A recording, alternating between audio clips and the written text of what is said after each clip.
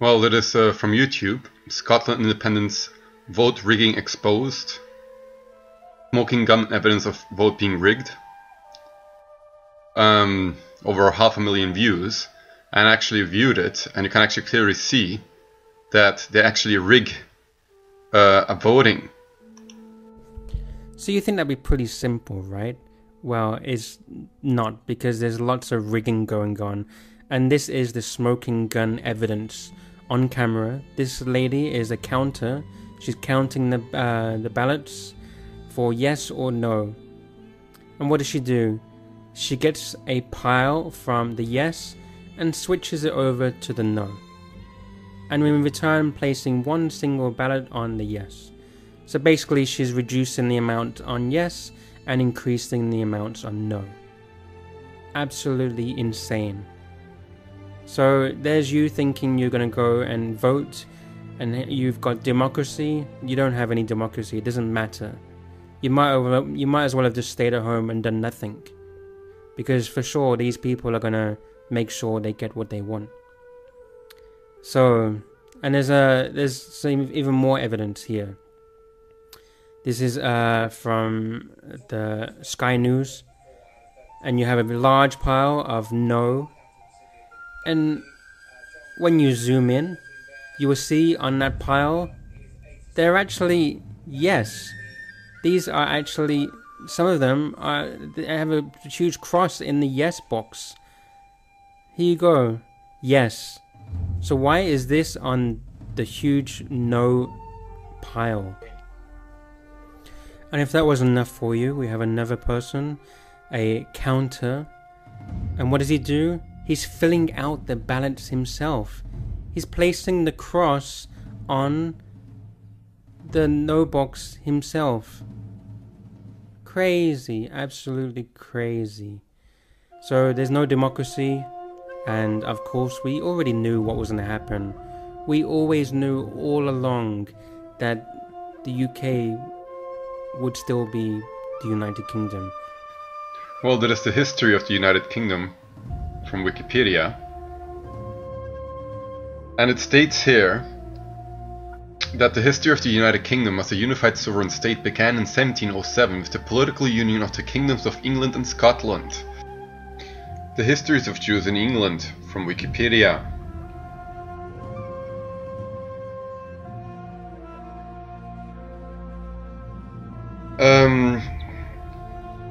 The history of Jews in England goes back to the reign of William I. The first written record of a Jewish settlement in England dates from 1070, although Jews have lived there since Roman times. The Jewish presence continued until King Edward I's Edict of Expulsion in 1290. After the expulsion, there was no Jewish community apart from the individuals who practiced Judaism secretly, until the rule of Oliver Cromwell. While Cromwell never officially readmitted Jews to Britain, a small colony of Sephardic Jews living in London was identified in 1656 to allow to remain. The Jewish Naturalization Act of 1753, while it had influenced over political affairs back then, an attempt to legalize the Jewish presence in England, remained in force for only a few months. History commonly dates Jewish emancipation to either 1829 or 1858, when Jews were finally allowed to sit in Parliament, though Benjamin Disraeli, born Jewish, had been a member of Parliament long before. Co-masters of the world. The Rothschild, a Jewish banking family. The Rothschilds had played a major role in the Bavarian Illuminati, and it is known that at least one of the sons of Amsel was a member. As the reader remembers, Amsel each set up the principal banking houses. Amsel placed his sons in the major European capitals, where they each set up the principal banking houses. By their own secret intelligence service and their own news network, they could outmaneuver any European government. The large amount of voluminous correspondence by Rothschild couriers attracted attention, but no one ever stopped their personal intelligence and mail services. After the Bavarian Illuminati were exposed, the central occult power over their European secret society shifted to Carbonarism. Well, this is just the history of the Rothschild family on the Watcher Files, the Satanic Bloodlines. It's quite an interesting read. And it goes on. the co-masters of the vault, the management of the Catholic and the Tsar's wealth, and the capture of the Orthodox Church's wealth. This is again from the Jewish Encyclopedia, volume 2, page 497, states, "It is somewhat curious sequel to attempt to set up a Catholic competitor to the Rothschilds, that at present time, 1905, the latter are the guardians of the papal treasure." Researcher Eustace Mullins writes that the Rothschilds took over all the financial operations of the worldwide Catholic Church in 1823. Today, the large banking and financial business of the Catholic Church is an extensive system and interlocked with the Rothschilds and the rest of the international banking system. The great wealth of the Russian Tsars was entrusted to the Rothschilds, 35 million for the Rothschilds Bank of England and 80 million the Rothschilds Bank, Paris's bank. The Rothschilds financed the Russian Revolution with the confiscated vast portions of the Orthodox Church's wealth. They had been able to prevent, due to their power, the legitimate heirs of the Tsar's fortune to withdraw a penny of the millions deposited in a variety of their banks. The Mountbattens, who are related to the Rothschilds, set the court baths to prevent the claimants from withdrawing any of the fortune. In other words, the money that they invested in the Russian Revolution was not only paid back directly by the Bolsheviks in millions of dollars of gold, but by grabbing the huge deposits of the Tsar's wealth, the Rothschilds gained what is now worth over 50 billion US dollars. Well, that is from Descent into Slavery, BibleLeavers.org, slavery as well. I suggest check it out. The Battle of Waterloo. The Battle of Waterloo. As the wealth and power of the Rothschilds grew in size and influence, so did their intelligence gathering network. They had their agents strategically located in all capitals and trading centers of Europe, gathering and developing various types of intelligence. Like most family exploits, it was based on a combination of very hard work and sheer cunning. Their unique system started out when the boys began sending messages to each other for a new worth of careers. Soon it developed into something much more elaborate, effective and far-reaching. It was a spy network par excellence. Its stunning speed and effectiveness gave the Rothschilds a clear edge in all their dealings at international level.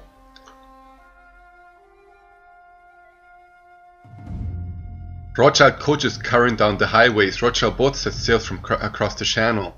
Rothschild agents were swift shadows along the street.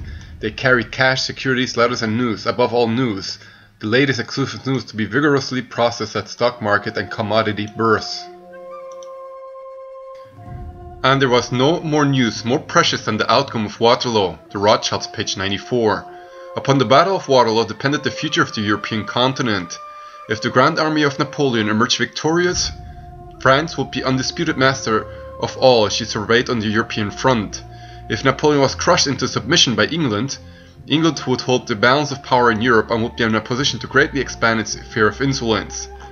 Historian John Reeves, a Rothschild partisan, reveals in his book The Rothschilds' Financial Rules of the Nations, 1887, page 167, that one cause of his Nathan's success was the secrecy in which he shrouded and the tortuous policy in which he misled those who watched him the keenest.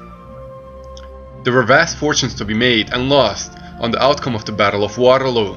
The stock exchange in London was at a fever pitch as traders awaited news of the outcome of this battle of the giants. If Britain lost, English consols would plummet to unprecedented depth. If Britain was victorious, the value of the console would leap to dazzling new heights. As the two huge armies closed in for their battle to the death, Nathan Rothschild had his agents working feverishly on both sides of the line to gather the most accurate possible information as the battle proceeded. Additional Rothschild agents were on hand to carry the intelligence bulletins to the Rothschild command post strategically located nearby. Late on the afternoon of June 15, 1815, a Rothschild representative jumped on board and specially chartered a boat and headed out into the channel and hurried dash for the English coast. In his possession was a top-secret report from Rothschild's Secret Service agents on the progress of this crucial battle. This intelligence data would prove indispensable to Nathan in making some vital decisions. The special agent was met at Folkestone and following the morning at dawn by Nathan Rothschild himself. After quickly scanning the highlights of the report, Rothschild went on his way again, speeding towards London on the stock exchange. The coup of coups. Arriving at the stock exchange, amid frantic speculation on the outcome of the battle, Nathan took up his usual position beside the famous Rothschild pillar. Without a sign of emotion, without the slightest chance of facial expression, the stony-faced, flint-eyed chief of the House of Rothschild gave a predetermined signal to his agents who were stationed nearby. Rothschild's agents immediately began to dump consols on the market. As hundreds of thousands of dollars worth of consols poured onto the market, their value started to slide. Then they began to plummet. Nathan continued to lean against his pillar, emotionless, expressionless. He continued to sell and sell and sell. Consul kept on failing. War began to sweep through the stock exchange. Rothschild knows. Wellington has lost at Waterloo, so England has lost at Waterloo. The selling turned to a panic as people rushed to unload their worthless consuls of paper money for gold and silver in the hope of retaining at least part of their wealth. Consuls continued their nosedive towards oblivion. After several hours of feverish trading, the consul lay in ruins. It was selling for about 5 cents on the dollar. Nathan Rothschild, emotionless as ever, still leaned against his pillar. He continued to give subtle signals, but these signals were different. They were so abruptly different that only the highly trained Rothschild agents could detect the change. On the cue from their boss, dozens of Rothschild agents made their way to the order desks around the exchange and bought every consul in sight for just a song. A short time later, when the official news arrived in the British capital, England was now the master of the European scene, while England won the Battle of Waterloo. Within seconds, the consul skyrocketed above its original value. As the significance of the British victory began to sink into the public consciousness, the value of the consuls rose even higher. Napoleon had met his Waterloo. Nathan had bought the entire or the whole British economy. Nathan had bought control of the British economy. Overnight, his vast fortune was multiplied 20 times over. So what did we learn from this short video clip, actually? That there was a Jewish presence in England since the year 1070, and that they've been exposed multiple times since then. At the very end, around 1790, 1800s, Maya Amsel Rothschild founded the Bank of England, and because of the Battle of Waterloo, they practically got full control of the English economy. Rothschild, a Jewish banker actually. But you have to know that the Jews have been in England since at least 1800 years, and that they too have done the same things over and over again. So we don't know who manipulates which party to go to war. And if it wasn't under the rulership of the Jewish bankers, actually, that practically the king also led the war against Scotland, as in the movie depicted Braveheart.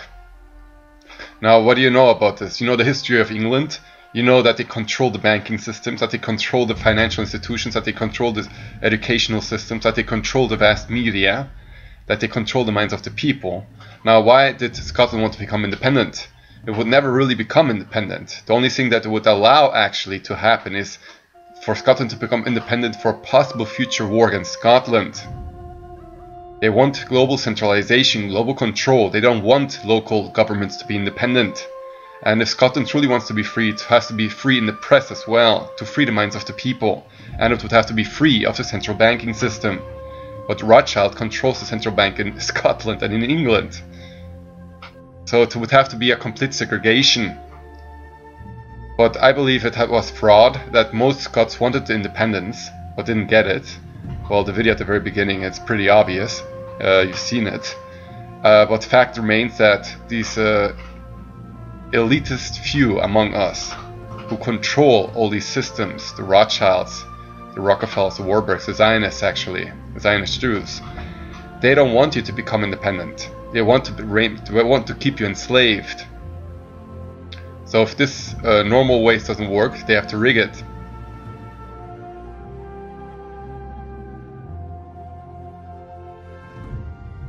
Well, the 13 Satanic Bloodlines, just Google it. It's an interesting read nevertheless. It combines also witchcraft and Satanism. If you research Jewish ritual sacrifice or Satanist ritual sacrifice online, you will get a lot of hits. They practice ritual sacrifice of children to this day. And they keep this away from the minds of the people. That is why every single time the people find out the truth, they expose these people. And it always is deemed anti-Semitic if you talk about the Zionist Jews who are responsible for this all. And generally actually in Jewish history. Anyhow, I'll leave you now with a short speech on William Wallace from Braveheart. I believe the Scots would not have been freed anyway, even if they would have voted independent. They would have still been enslaved to the same financial systems, to the same mass media control. They would still be forced to integrate and allow massive immigration to happen into their countries. So it's just staged. At the same time, England doesn't want Scotland to become independent. That was stopped. So if true independence is possible, that would be awesome. But I doubt it would happen in the near future. Anyhow, enjoy the clip and cheers.